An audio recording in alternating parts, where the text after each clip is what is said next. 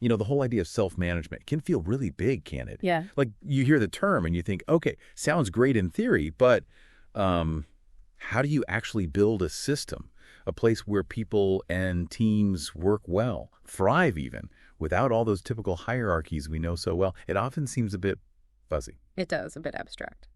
Well, welcome back to The Outsider Edge. Today we're diving into something really crucial from Dr. Revere's book, Self-Management. We've sort of moved past the foundations now, the theory from the first part, the common elements, the principles behind self-managed system. Now we're really stepping into the practical side. How do you actually apply this stuff? How do you turn those concepts into a concrete design? Exactly. And our focus today is Chapter 6. This is where Dr. Revere introduces this really clever tool, the self-management model Canvas. We talked before about how he identified these common threads in successful self-managed places, Paratus, guiding principles like consciousness, liberty, the core practices, the fundamental attitudes like trust. We've grasped those. Today is about taking that understanding and using it to actively, define, design, and, implement your own specific self-management model. And the self-management model Canvas is precisely the tool for that. Think of it like your blueprint, maybe your roadmap for putting it all together. But, and this is really important, Dr. Revere makes it clear it's flexible. It's not some rigid cookie-cutter template. Not one size fits all. Not at all. It's designed to adapt to your situation, your company, your team. It's there to help you do the work. Okay, so let's maybe dig into the thinking behind this Canvas first, because understanding why it's structured this way is pretty key, isn't it? Dr. Revere is adamant there's no single right way to do self-management. Absolutely. He points out, look, there are probably as many successful models out there as there are companies doing it successfully. Right, like the famous example. Exactly. Think about the Morningstar Company, or Goor, Buurtzorg in the Netherlands, Zappos with Holacracy for a time, Semco in Brazil. They're all quite different in the specifics. They figured out their own unique approaches. It wasn't about just downloading a system. It was about learning, experimenting, tweaking things based on what actually worked for them. Experience and adjustment. So if everyone's different, why have a canvas at all? And this is where it gets smart, I think. Even with all that variety, Dr. Revere found these common sort of intrinsic elements in all the successful ones. Yes. Those are the core concepts we covered from the first part of the book. Right. So the canvas isn't giving you the answer. It's giving you a structure, a framework to guide your process of building your own model, one that's unique, but still grounded in those proven essential elements. It helps you navigate your own discovery. And another powerful point he makes is about scalability. This isn't just for, starting a whole company as self-managed. Oh, okay. He stresses that you can use this canvas at practically any level. Maybe you just want to try it for a specific project first, or a single team, or a department, a business unit, or, sure, the whole company eventually. So you can start small, test it out. Precisely. That's actually a really key decision you need to make right at the beginning. What's the scope? What area are we applying this to? Okay, that makes sense. So let's visualize this canvas. You described it as a blueprint. What does it actually look like? Imagine, a single sheet, a roadmap laid out. It's divided into 5 main sections. And the flow is pretty logical. You generally read it left to right, and then top to bottom. It guides you through the steps. 5 sections. Got it. And we should probably say, today we're giving the overview, the kind of synthetic description. Dr. Revere actually dedicates a whole chapter to each of these 5 components later in the book, digging much deeper. Okay, so this is the introduction, setting the scene for more detail to come in future explorations here on the Outsider Edge. Exactly. Consider this laying the groundwork. Perfect. So let's walk through these 5 core components. Where does the journey start on this canvas? It starts on the left with the general framework for the self-managed area. Okay, general framework. What does that entail? Think of this as, more than just rules. It's like the constitution or the social contract for how this self-managed area will operate.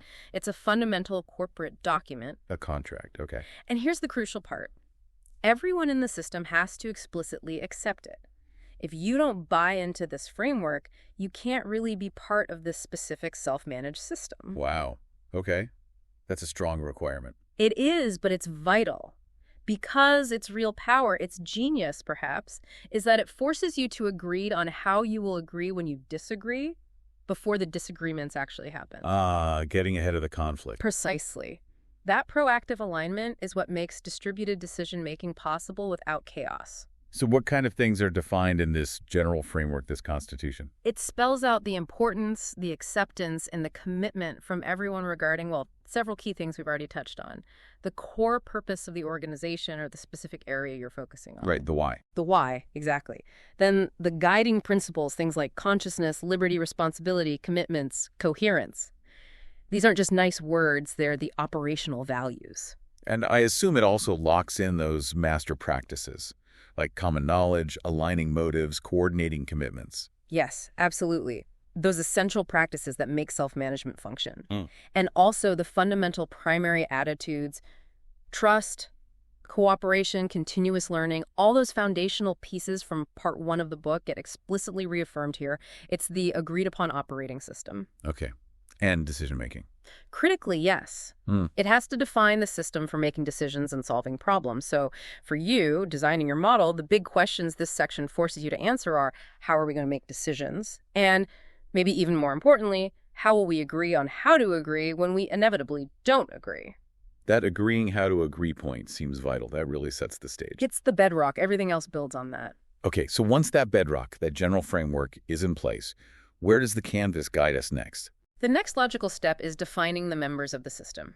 This section is pretty straightforward on the surface. It's about identifying who is actually in this self-managed area. So listing the people, the teams. Exactly. Individuals, maybe groups, areas, sub-areas, however you structure it. But the crucial part here, as you build your model, is that every single unit, whether it's a team, an area, or an individual role, must have its specific contribution or purpose clearly defined. So it's not just whose is, but what they contribute. Precisely. What's your role?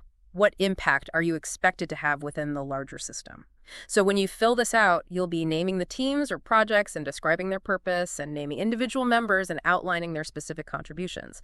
Clarity and transparency here are absolutely key for alignment. That makes sense, knowing who does what and why. And that clarity seems to lead right into the third component, which is common knowledge. It does, seamlessly. Dr. Revere really emphasizes this.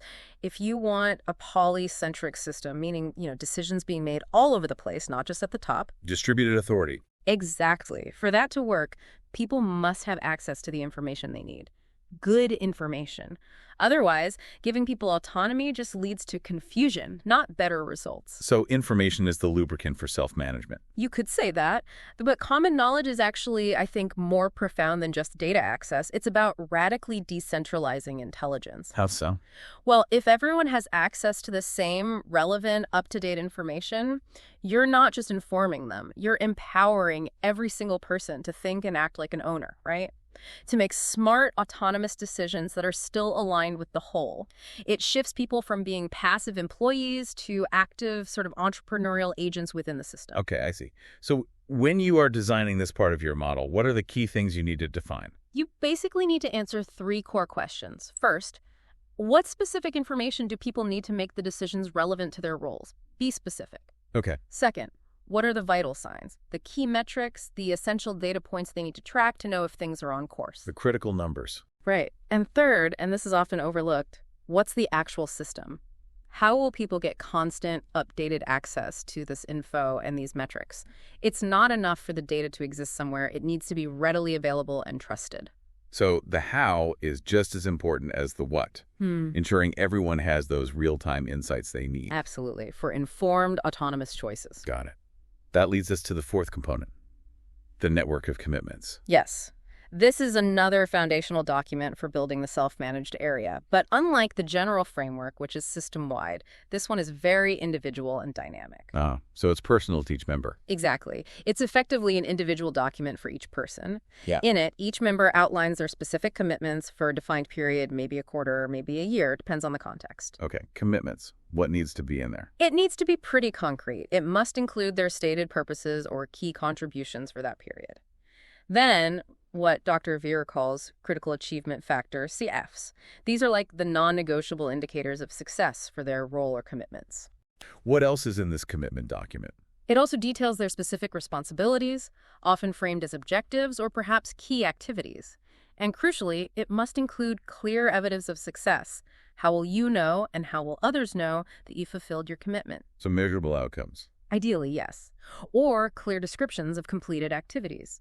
And finally, it also confirms their necessary interactions and cooperation with other members of the system. It links your commitments to the commitments of others. Ah, so it makes the interdependencies visible. Exactly. It's a transparent, living agreement about your contribution and collaboration. So for your model, this is where that personal accountability really takes shape, connecting what you do to the bigger picture. And you mentioned transparency. How is this network actually shared? That's key. The model needs to define how this collection of individual commitments is recorded and made accessible, freely accessible and updated for all members of the system. So everyone can see what everyone else is working on and committed to. Yes. That level of transparency builds huge trust and really shifts the dynamic away from traditional top-down oversight. It fosters peer-to-peer awareness and alignment. Okay, that's powerful. Which brings us to the fifth and final component on the canvas, monitoring follow-up. Right. This is all about how the system learns, adapts, and stays accountable. It covers 3 distinct but related areas of tracking. 3 areas of monitoring. What's the first? The first is monitoring the self-managed system itself. This means stepping back and looking at the whole process. How do you evaluate if the self-management system itself is working well? How do you gather feedback on the framework, the processes, the tools to make sure the system is continuously improving? What's the second pillar of monitoring? The second is self-evaluation. This is about creating a process for each individual member to reflect on and assess their own performance against their commitments and purpose. So individuals evaluating themselves. Yes. Yeah. The goal is to help each person become more aware of their contribution, identify areas for growth, and use that insight to define their commitments more effectively for the next period. It fosters that personal responsibility and continuous learning mindset. Right. Less about judgment, more about growth. Exactly. And the third pillar, which Dr. Revere actually highlights as being the most important, Okay. is monitoring the network of commitments. This is where the members of the system collectively determine the level, the quality, and the degree to which commitments across the network are being fulfilled. Ah, so this is the peer-to-peer accountability piece. Exactly that. It's not a manager reviewing performance. It's the peers, the colleagues whose work depends on those commitments, providing feedback and assessing progress together. It's the system monitoring itself through the interactions of its members. That's quite a radical shift from traditional performance reviews. Definitely. So when you're designing your model using the canvas, this monitoring section forces you to think about all 3 levels. How do we improve this system? How do individuals reflect and grow? And how do we ensure collective progress and accountability transparently, peer-to-peer? That's it. It includes practical things, too, like deciding how often these commitment reviews happen between members. It's really where the ongoing sustainability of self-management is ensured. Wow. Okay, looking at all 5 components, the general framework, members, common knowledge, network of commitments, and monitoring it really does feel like a comprehensive blueprint. But as you said, it's flexible. Incredibly flexible. That's the beauty of it, I think. It provides the essential pillars, the key questions you need to answer, but it doesn't dictate how you answer them for your specific context. As Dr. Revere emphasizes repeatedly, there's no single right way to implement each piece. It's a guide for your journey. A framework for your design. Precisely. And, what we've done today is really just introduce the canvas, just scratch the surface. The book goes into so much more detail on each component. Right. More examples, more nuances. Loads more. Reflections to help you design your version, real-world examples to illustrate the possibilities, exploring the different choices you have within each component. There's a lot of depth there. And that's exactly what we plan to do in upcoming explorations here on the Outsider Edge. We'll take each of these 5 components, the framework, the members, common knowledge, commitments, monitoring, and really dive into them one by one. Give people a much richer understanding of how to actually use this canvas to build their own self-managed future. Exactly. So maybe a final thought for you, the listener, as you reflect on this introduction to Dr. Revere's self-management model canvas. Which one of these 5 components jumps out at you? Which one feels like maybe the biggest opportunity for your situation, or perhaps the most interesting challenge to tackle? Is it getting that general framework right? Or maybe implementing truly common knowledge? Or perhaps the network of commitments and the peer accountability? Something to think about for your own context. Definitely something to mull over. Thank you for joining us for this exploration today. Our pleasure. Join us next time on The Outsider Edge as we continue redefining economics, management, and psychology.